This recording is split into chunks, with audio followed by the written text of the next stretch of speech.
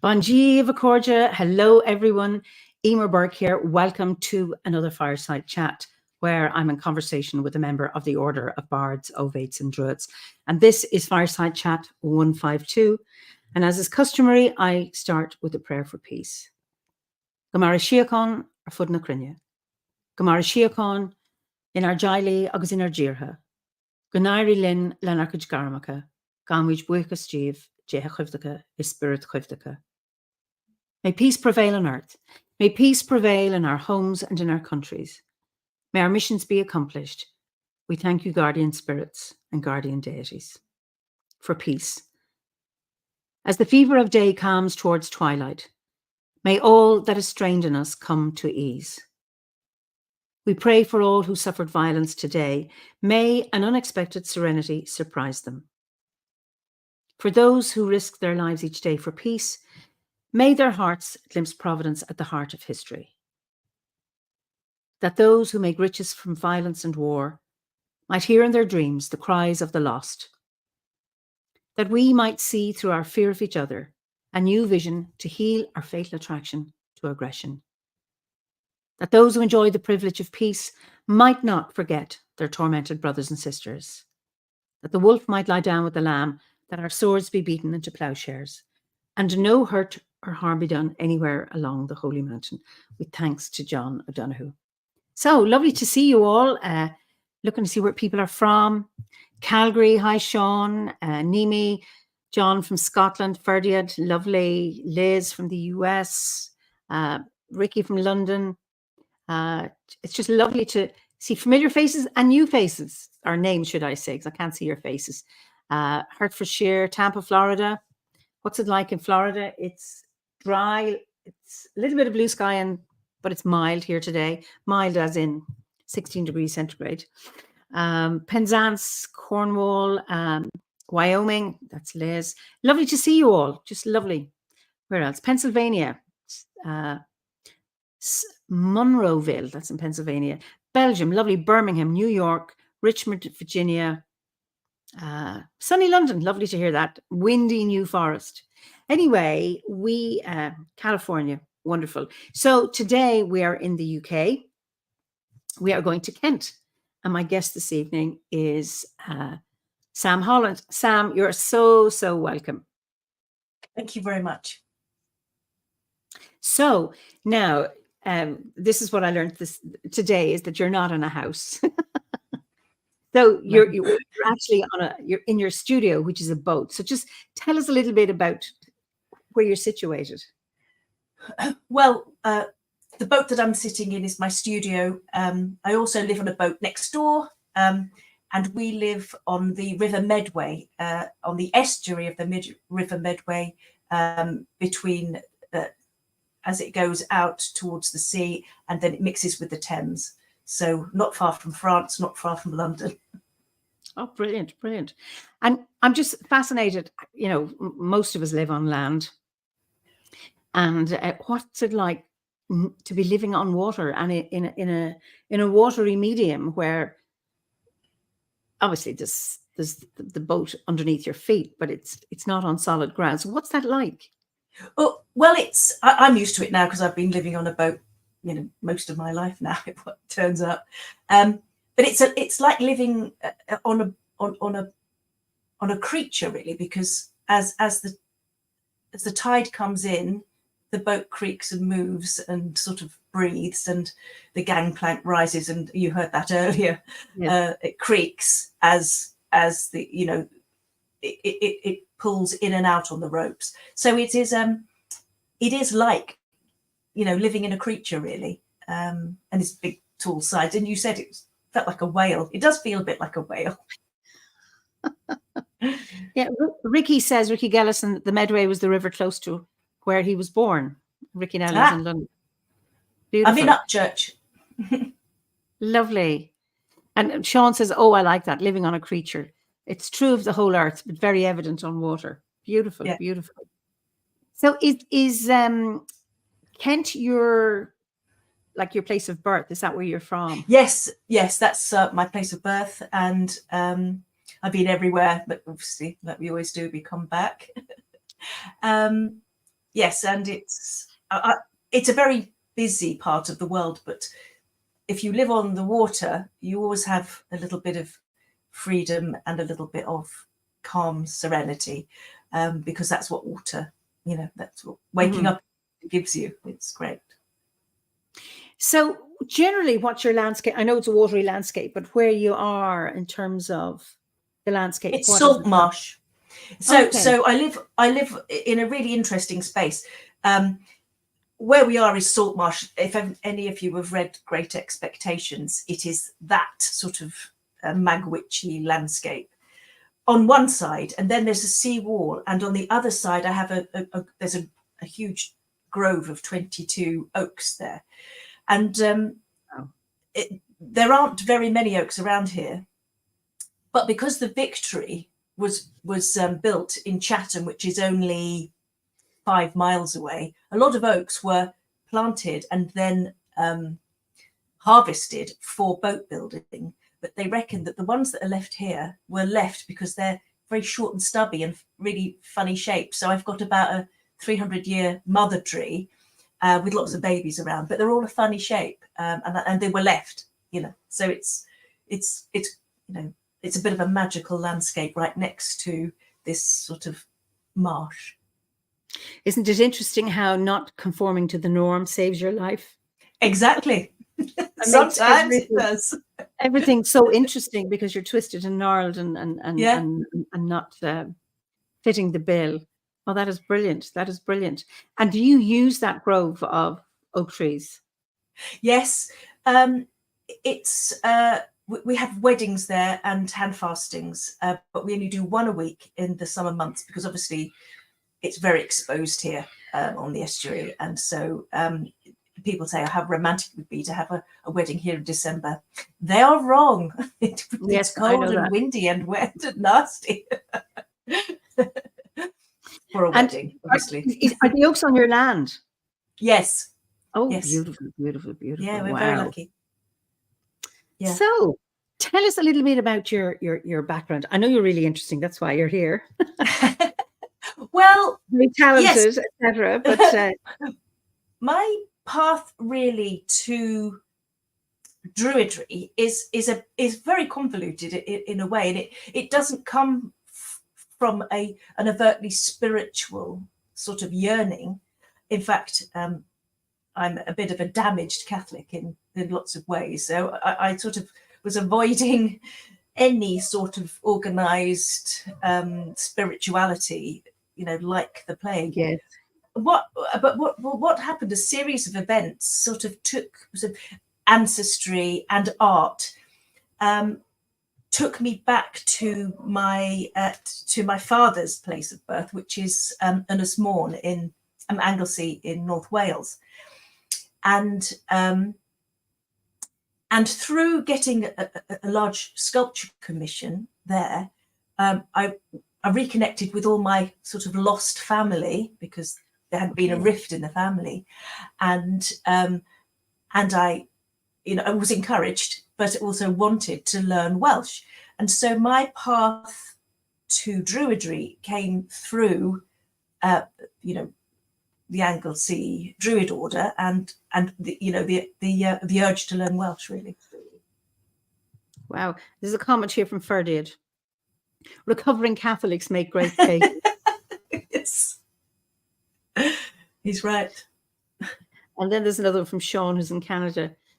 Is there ever a straight line to here? We like winding roads in these parts. Absolutely.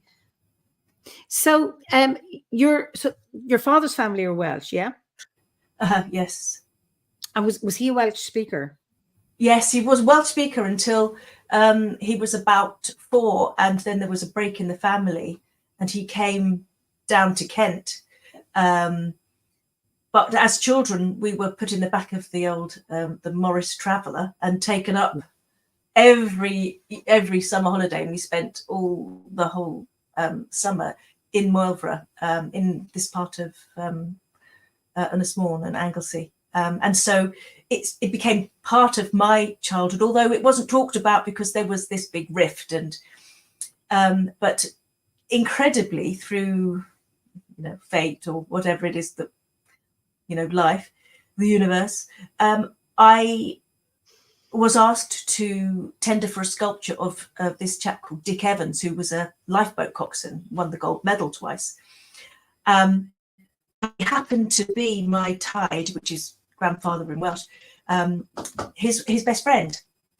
And so I ended up doing sculpture, and there was a wonderful sort of few years of mending relationships, and my father especially, I think,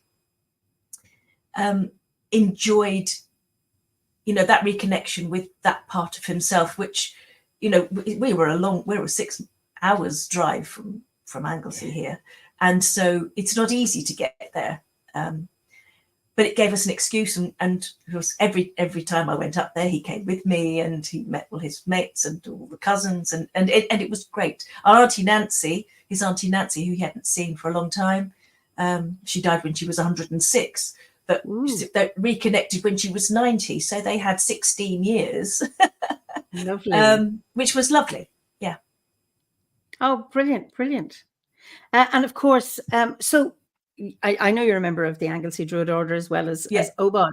So how did you find Druidry, and which came first? Or did you have another spiritual path between your Catholicism? It came from, no, I haven't. I've never had, I've never had anything when I was 18. That was it for me. And then,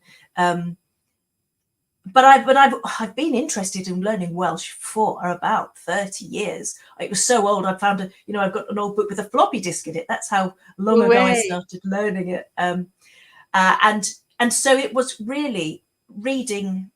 I think the turning point was a relative of mine gave me the Sioned Davies Mabinogi to read, and I think that probably sparked my the spiritual yearning, but it was through the Welsh language, and so I now try to read that in Welsh, though I'm pretty rubbish at it. But that, and you can feel it when you read it in the first tongue language. It means a lot more, and that's what I've always been striving for, I suppose. And then everything else came along the way. On the journey to get to that point, I've met the most wonderful people and had the most amazing, enlightened moments. And in terms of your Welsh now, do you speak it comfortably for conversation? Can you have like nuanced conversations in Irish? I can. I'd love to learn Irish, but I've got to nail Welsh first. That's right. I'm the same about Welsh. I have to. So I have a problem with performance, and I don't know if anybody else. We were sort of touching on this earlier. I'm not a performer. I find I can gabble away to myself, in Welsh really confidently. And as soon as I speak to a native Welsh speaker, I just go completely dry and I cannot think of anything, but I know it. And I think that is, but I'm going to Eisteddfod and I'm going to be there for 3 days, and I'm going to force myself to speak Welsh. And then after a little while, and after, a couple of glasses of wine, it sort of just comes out. But I found a fantastic way of learning Welsh for people who aren't very good at because I'm not particularly good at learning language in a classroom sort of situation, but I discovered Say Something in Welsh, which was actually life-changing. If anybody out there wants to learn Welsh, it's a great tool. It's called Say Something in Welsh. And it's you listen and repeat, and it's a brilliant way to learn, which is, of course, how we learn our own mother tongue. The listening and repeating. Say something in Welsh, all one word. Oh, all one word. Okay. Yeah. And it's great. Just look it up on but I think they do other languages now. Okay. I'll just put that up. And it was a real turning point for me. Well, it's really interesting you say that. So we learn Irish in school from primary school right up. Now I loved it. I always did. So I had good Irish teachers in primary school, and then I had a native Irish speaker in secondary school, but I spent one term in the Gaeltacht in Connemara, where at the time the children didn't speak English. And so I was completely immersed. And I was even, by the time I left, I was dreaming in Irish. Went to secondary school, but then I was speaking English, but just with my teacher Irish. And then I didn't use it for years and years and years, and it all disappeared. And like you, someone would speak to me in Irish and I'd freeze and I'd know it. I was always kind of maybe 3 sentences behind. Of course, I know the Irish word for sandwich. Of course, I know how to say it, but all this kind of stuff. Yeah. And then there was a competition between a television competition. They were trying to get villages, towns in Ireland to start speaking Irish again. So they had these teams, and there was a competition. They were pairing up towns, and my local village is Freshford, and they were paired up with a town in Mayo. And I was asked, would I do a summer solstice ceremony in Irish? And I thought, can I do that? And I got some help. And I worked in the translation we did. They never showed it on the TV program. But the point is, that got me to get my finger out. Yeah, for sure. And then I started translating, the Druid's Prayer and other prayers into Irish. And then I went on Duolingo. I was actually doing Duolingo. That was it. That brought my confidence back, because Duolingo is not about grammar. It's just about giving you words and sentences. And now I do. And my one regret is that my children, because I home educated them, my Irish wasn't good enough to speak Irish to them. Yeah. If it was now, I would be speaking. Now, my daughter she went to an Irish secondary school. She went at 14. She started school for the first time and went to an Irish language school. And my son has never been to school, so he doesn't have any Irish. And that's one regret I have. Yeah. Because you were saying about reading the Mabinogi in Welsh, that somehow reading a text in the first language, how beautiful that is. Now, is it written in modern Welsh, or is it written in Old Middle Welsh? It's in Middle Welsh, but it's near enough to understand. Okay. Well, it's yes. But I always have this translation next to me anyway. But I can only read bits of it. Yeah. But even with that is brilliant. But I have to thank my druidry. Yes, for getting me back to the Irish language. And it's really interesting, God being a UK based. Yes. But it got me back to even the Irish myths. I thought, obviously we have the Gwyn backstory, but all the others, I thought, I can't be looking at those. I have to sort my own out. A bit like you're saying, you'd love to learn Irish, but you have to sort the Welsh out. And I'm the same. But I really, really thank that Druidic influence getting me back into Irish and into my own mythology. Yes. And the ADO, there's a huge amount of the material in Welsh, and you're encouraged to try to learn Welsh, and all the the prayers and the rituals always have a multilingual part to them, and that's really important for me, because the Welsh language led me to that path. And so it's exciting. It is. And we just had our Beerog retreat in Donegal at the weekend. And so I'd introduced in the ritual more Irish. Because we were all OBOB members, I didn't have to explain, because people knew what it was. I was just saying that, taking 3 breaths, but I did it in Irish without having to translate into English. Yeah. Because everybody knew what to do. Because That's right. And it's just lovely. And what really, I think there's so many, there's people here now saying they're all learning Welsh on Duolingo, and they find how much they love it. And I find the same people who aren't Irish, even if they're not of Irish ancestry, but like Italians or whatever, wanting to learn Irish because of the magic of the language. And it's the same with Welsh. And then Julia says, I'd love to learn Cornish for my ancestry, but don't feel it will be of any use. Welsh would probably be better. No time, though. I think Welsh and Cornish are incredibly similar. They are very much sister languages. And at some point, say something in Welsh did also say something in Cornish. So she might want to have a look at that. But yes, because she's thinking maybe Welsh should be more use. The thing about learning a language, though, is that you need to be using it. And you do. If you can't find somebody to speak it to, send texts in the language you're learning. I learned Italian. I started 7 years ago in Duolingo. 8 years now. I speak Italian. I've never been to an Italian class. I learned it on Duolingo, and I have Italian OBOD friends, and I speak to them. And Yeah.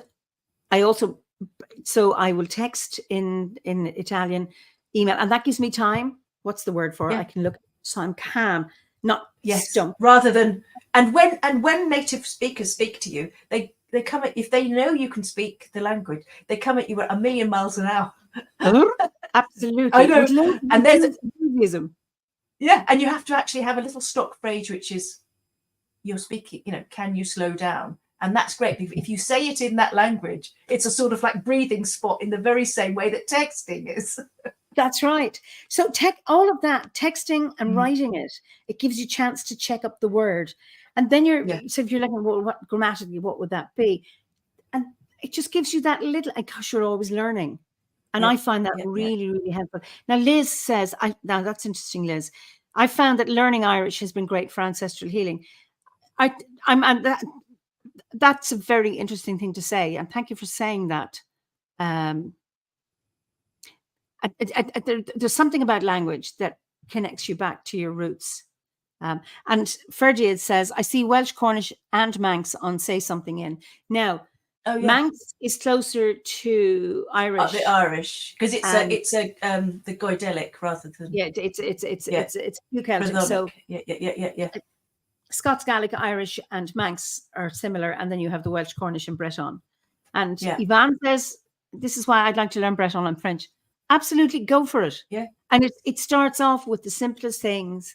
Hello, how are you? Please, thank you, good night, good day. And all these things have been as OBOD members, you're talking about the Druid's Prayer will have been translated into all of those languages. Yeah, you start with those little things, just the smallest thing, because that's what you did with your mother tongue. Well, it was usually Mama and Dada or Papa. Yeah, and you start off with it, and it's the repetition. It's the repetition. Yeah. It's and it's funny because it shows. I mean, I don't know a lot about the brain, but if you start learning a language, I did French A level, and as I'm sometimes trying to think of a Welsh word, a French word will pop up because it's obviously in the same. You're using the same little brain muscles. I don't think they're called muscles, but you know what I mean. Yes, I understand what you mean. Something says, hello from California. How many languages related to the British Isles? Well, I'm not sure what you mean by British Isles, but so you've Gaelic in the north, in Scotland, you've Scots Gaelic, you'll have Welsh and Wales. Cornish. There's a little bit of Cornish. I mean, I think they thought that there is revival. It's coming back. How many people are actually, I don't know, it was a few years ago. Oh, it was all gone. And then it's like, no, it's back. It's coming back. There might be, I don't think you'll have households, speaking Cornish, but this is how it comes back. And then in Manx, and then Ireland is not in the British Isles. It happens to be adjacent to it. So there are areas within Ireland that they speak Irish, but there are different dialects. So is that called the Gaeltag? The Gaeltacht, yeah. So sorry. A Gaeltacht is sorry. No, fine. I understood what you meant. Because I saw it when we were doing our tour of that's Ireland. Right. So in Falcara, where we were, yes, that's a Gaeltacht area, and Tory Island is a Gaeltacht area. That's Tirchonel, which is an old word it means the land of Connell, and now called Donegal, Donegal, the fort of the stranger. That's a Gaeltacht area, and then you've Connemara. Dialect is different, and then you have Munster, Cork, Kerry, and a little pocket in Waterford, and then in Meath, it's a small little Gaeltacht area where people from Connemara migrated. There was some kind of government scheme so they could move to a place of employment, and that might have been in the 40s maybe, and that's a Gaeltacht area. But now it's there's a greater. They were talking it's a dead language. It's not. It's an EU language, and now more and more people and younger people are now saying, I don't want to lose it. I don't want to lose it. I think the way of teaching it in Ireland has changed. It used to be, and I think it was a legacy from colonial times, is that, so Irish was banned. So children would be beaten. There was awful stories about kids that have to have a tally stick around their neck. And if they were caught speaking Irish, there would be a notch cut on it. That's exactly the same in Welsh. There was a thing with Welsh not. That's right. They'd be beaten. So my grandparents never had any Irish. So when we got independence, it was like, okay, we'll revive the language, but we're going to do it properly. So then they were like so rigid with grammar and all of that. So in many ways, they were beating the Irish back into the children and turned them off. And unless you had an ease and a facility with acquiring language, if you didn't, you struggled. So a lot of people would say, oh, you know, I've been traumatized by learning Irish. Now the emphasis is different. It's like, just speak. We have a very, what is it? Is far Gaeilge Brista no Berla Clishta. Broken Irish is better than clever English. So that just speak. And if you haven't got the word in Irish, use an English word. And the emphasis of children now are not as frightened of Irish as my generation would have been. No. But, you know, it's and then even in the universities, there are courses in the Irish language in the technology departments. They're not linguistics. It's seen that having a degree in the Irish language in a technological area is seen as valuable. Yeah. And the Orcadian is it's very much, somebody mentioned in the Orkneys. I was up there. It's a mixture of Norse. There's a slight bit of Gaelic there, but it's mostly, I suppose, more heavily influenced with Norse from the Norse people. Oh, yeah. So anyway, and then so somebody says this Kernawick is being learnt by more than 4,000 pupils in 23 schools across the county. Very good. Oh, that's brilliant. Great. Yeah. And then somebody says Mango I never heard of Mango, is a good source for learning Gaeilge, especially if you want to approach it through the Connacht dialect. I love the Connacht, that's my bias, but anyway. And then Ricky says, when in foster care, my brothers and I were banned from speaking German as our foster parents decided we were scheming behind their backs. Oh my God. Oh. Sad as that. Yeah. And, you know, it's lovely, particularly children, if you're in foster care, you do need a secret language. You know, just even to be able to speak privately, it's lovely to have that if you're in a situation that isn't particularly benevolent. Yeah. So your ancestors are from Unasman, you're a member of the Anglesey Druid Order, and you are a member of Hobart. Which came first? ADO, the Anglesey. Oh, okay. Yes, because I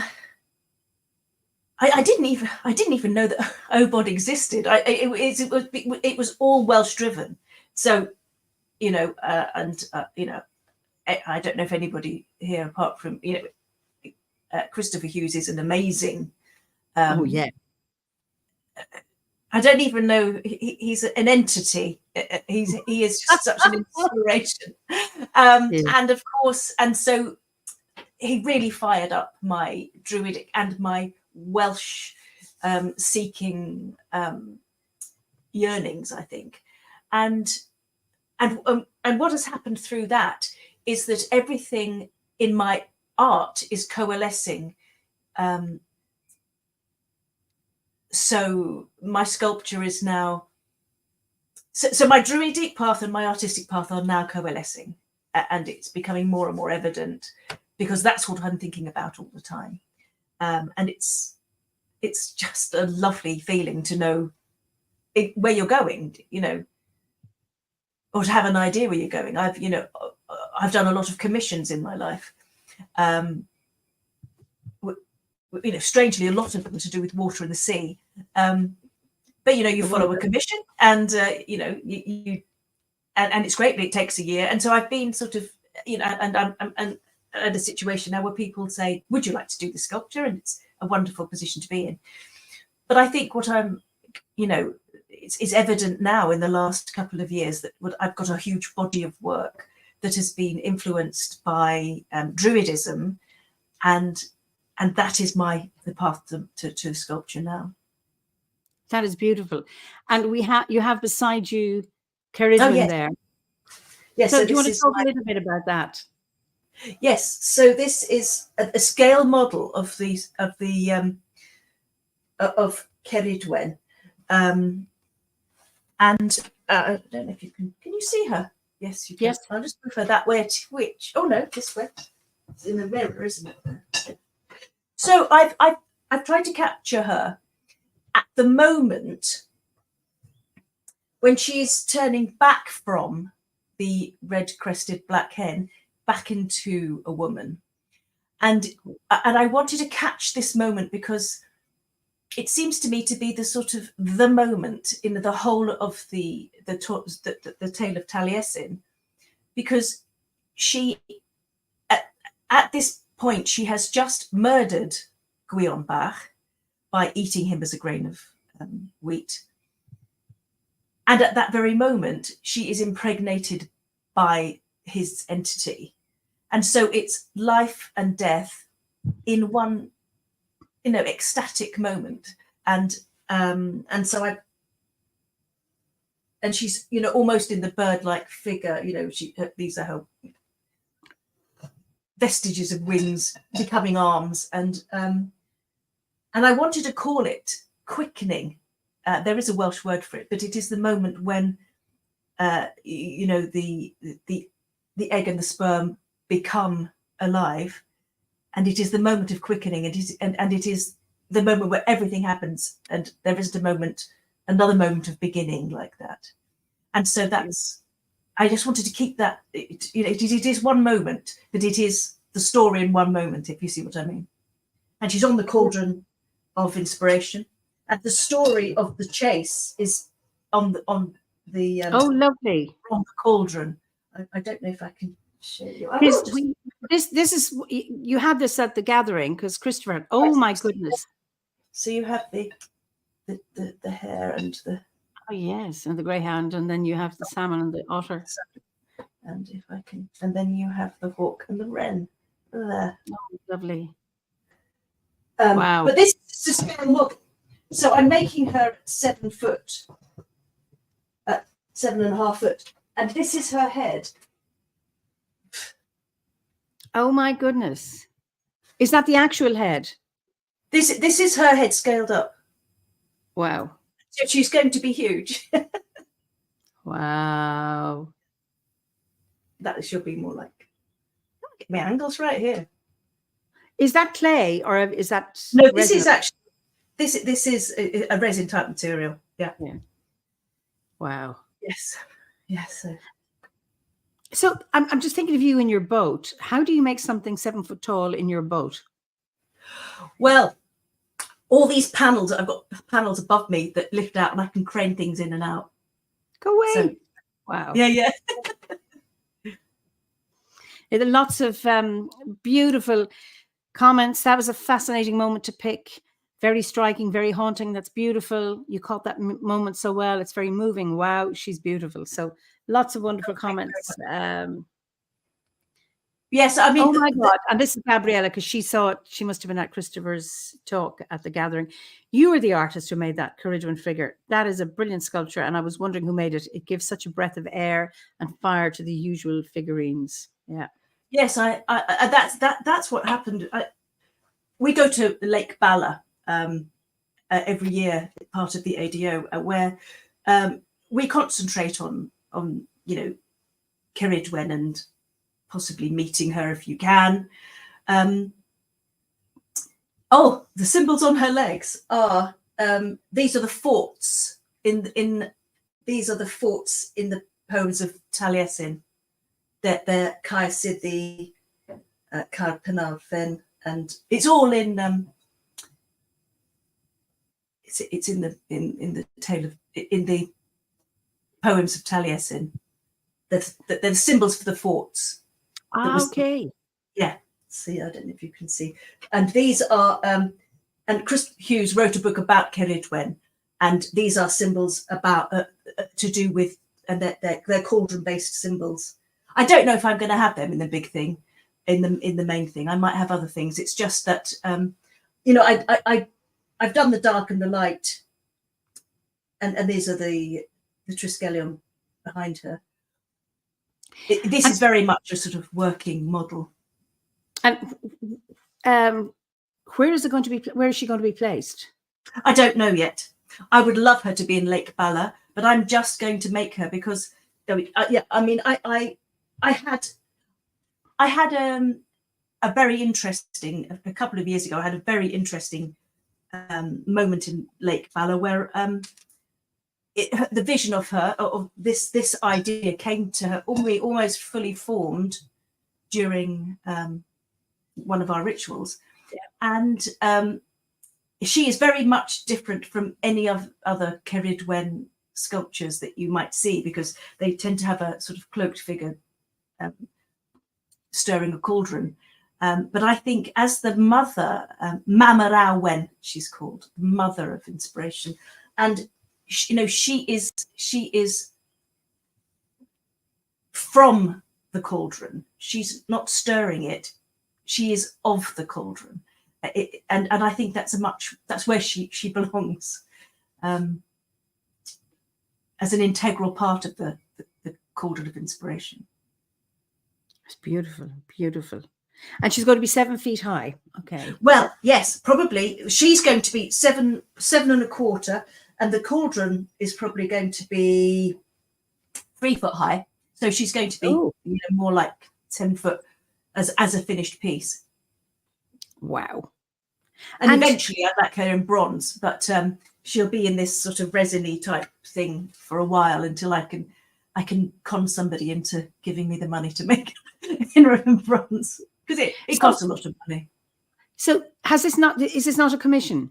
No, this is just me. This is just me. Okay. So hence the need to con. Yeah, okay, this is. I mean, yeah. If anybody is my client, it is Ceridwen herself. I had no choice. It was, you have to sort of make them, Absolutely beautiful, beautiful, beautiful. Do you have any other pieces there with you? No, they're all in the other room. I recently did. Did you see the Hendy head that I did? I did, that Christopher had. Yes. Yes. I have another sculpture that is I'm doing after this, which is inspired also from the Mabinogi. Which is it's going to be called Sovraniaeth, which is Welsh for sovereignty, yes. Okay. And it's to do with the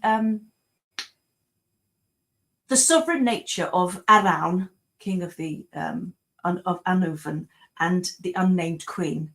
And my reading of the Mabinogi, I've come to realise, is that all the creatures and all the women and all the men in those books are just those two individuals. And so there will be two figures, and the story will be again tattooed on them, but it is their relationship between Arawn and the unnamed queen, because almost at the I'm going a bit off piste here, but the story is almost,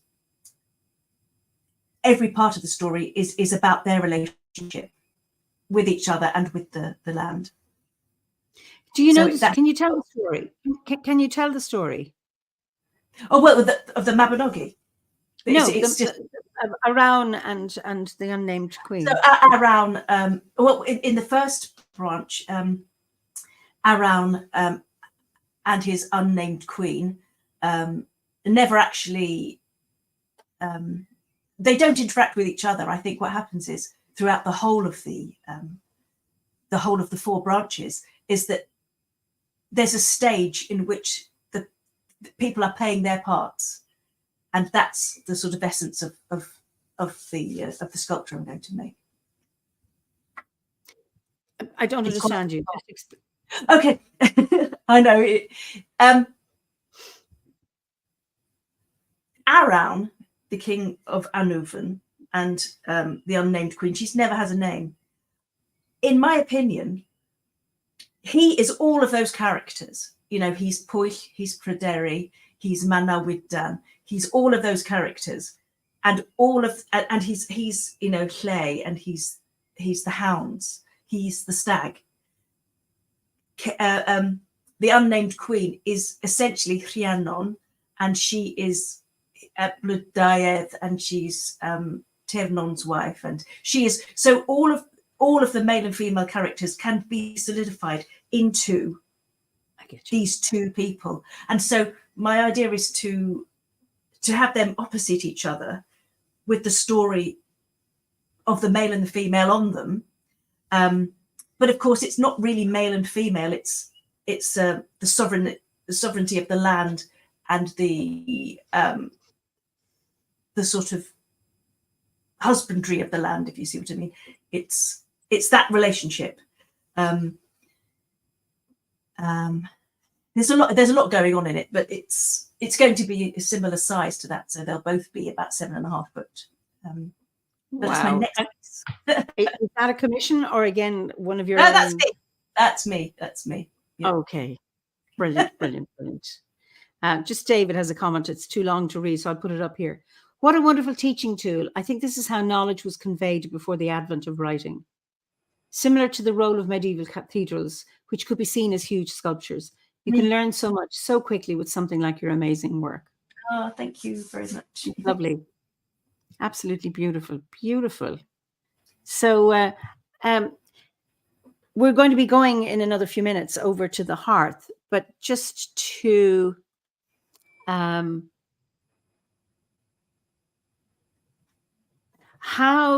going to talk about, we'll do that later, about being a bard, etc. on the hearth. But when did you join OBOD then, and why? When you already have during the pandemic. I'm very isolated down here. There's not very much druidry. It happens in inside the M25. It's a void.